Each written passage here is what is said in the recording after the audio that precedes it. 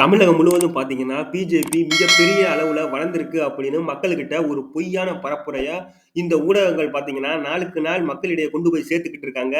இந்த நிலையில பார்த்தீங்கன்னா, மோடி அவர்கள் சென்னை வருகையில ரோட் ஷோன்னு அப்படி ஒண்ணு நடத்தினாரு. அதுல எந்த அளவுக்கு கூட்டம் வந்திருக்கு அப்படிங்கிறத பார்க்கணும். அங்க 3000த்துக்கு மேற்பட்ட போலீஸ் அதிகாரிகள் தான் இருந்தாங்களே ஒழிஞ்சு, மக்கள் வந்து எந்த இடத்துலயுமே கூட்டமா இல்ல.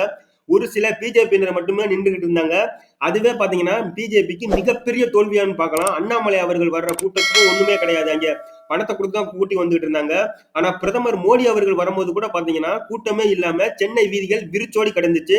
இதுவே பாத்தீங்கன்னா பிஜேபிக்கு மிகப்பெரிய பின்னடைவா இருந்து வந்துகிட்டு இருக்க இந்த நிலையில பிஜேபி தொண்டர்கள் சிலர் பாத்தீங்கன்னா ஜிஎஸ்டிக்கு எதிராக ஒரு பொண்ணு வந்து கடையில ஜிஎஸ்டிக்கு எதிராக பார்த்தீங்கன்னா, ஒரு பொண்ணு வந்து எதிர்த்து கேட்டு கேள்வி கேட்டிருக்காங்க. இதுக்காக பார்த்தீங்கன்னா, பிஜேபி குண்டர்கள்லாம் அந்த பொண்ண அடிச்சது மட்டும் இல்லாம, கடையில வேலை பார்க்குறவங்களையும் போட்டு அடிச்சு துவைச்சிருக்காங்க. வடநாட்டுல என்ன வேலையை செய்வாங்களோ பிஜேபி கட்சிக்காரங்க, அதே வேலைய தமிழகத்திலயும் செய்ய தொடங்கிட்டாங்க. அதிகாரத்துல இல்லாத போதே இந்த மாதிரி எல்லாம் செய்யும்போது, நாளைக்கு ஒருவேளை இவங்கலாம் அதிகாரத்துக்கு வந்துட்டாங்கன்னா, தமிழகத்தோட நிலைமை என்ன ஆகும்னு நீங்களே பார்த்துக்கங்க. அவங்க என்ன கேள்வி கேட்டாங்க அப்படிங்கிறதையும், அந்த கடையில வந்து அந்த பொண்ணையும், அங்க வேலை பார்த்தவங்களையும் பிஜேபியை சேர்ந்தவர்கள் எதுக்கு அடிச்சாங்க அப்படிங்கிறத நீங்களே பாருங்க. பிஜேபியில் வந்து ஓட்டிக்கிட்டு வந்தாங்க. அதில் 2 பேர் தான், டிரைவரு ஒரு அண்ணா பக்கத்தில் உட்காந்து மைக்கில் பேசிகிட்டு இருந்தாங்க. அவங்கள்ட்ட நான் போய் கேட்ட உரிமைகளை பற்றி பேசிகிட்டு இருந்தாங்க. பெண்ணுக்கான உரிமைகளை வந்து நாங்கள் இந்த ஆட்சியில் தான் கொடுக்குறோம், மோடி ஆட்சியில் தான் தரோம் அப்படின்னு சொல்லிட்டு இருந்தாங்க. இப்போ நான் கேட்டேன், ஏங்க நீங்கள் பெண்களுக்கான உரிமைக்குன்னு சொல்கிறீங்க, பெண்கள் வைக்கிற நாப்கின்க்கு கூட எதுக்கு இவ்வளோ ஜிஎஸ்டி போட்டு வச்சுருக்கீங்க, பெண்கள் சமைக்கிற எல்லா பொருளுக்குமே ஜிஎஸ்டி கடுகுல இருந்து அப்படின்னு நான் சொன்னேன். அதுக்கு அவங்க வந்து எவ்வளோ நீ உனக்கு வந்து காசு எச்சா இருந்தால், நீ பணக்காரங்களா இருந்தால் எவ்வளோ வேணாலும் நீங்கள் வாங்கிக்கலாம் அப்படின்னு சொல்லி சொன்னாங்க. ஒரு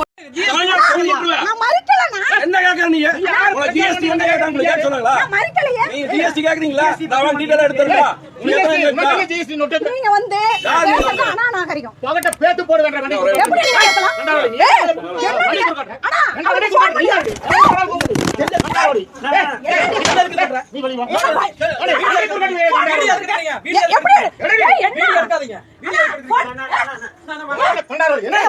அடிக்கிறாங்க பிஜேபி காரங்க. இங்க ஆத்துப்பாளையம் பகுதியில இங்க வந்து ஜிஎஸ்டி பத்தி கேட்டேன்னு சொல்லி என்னை கை வைக்கிறாங்க. இங்க பாருங்க, நீங்க பாருங்க, இது வந்து அண்ணா நான் மறுச்சனா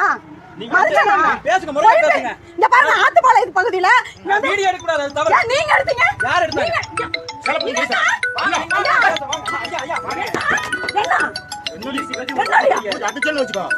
என்ன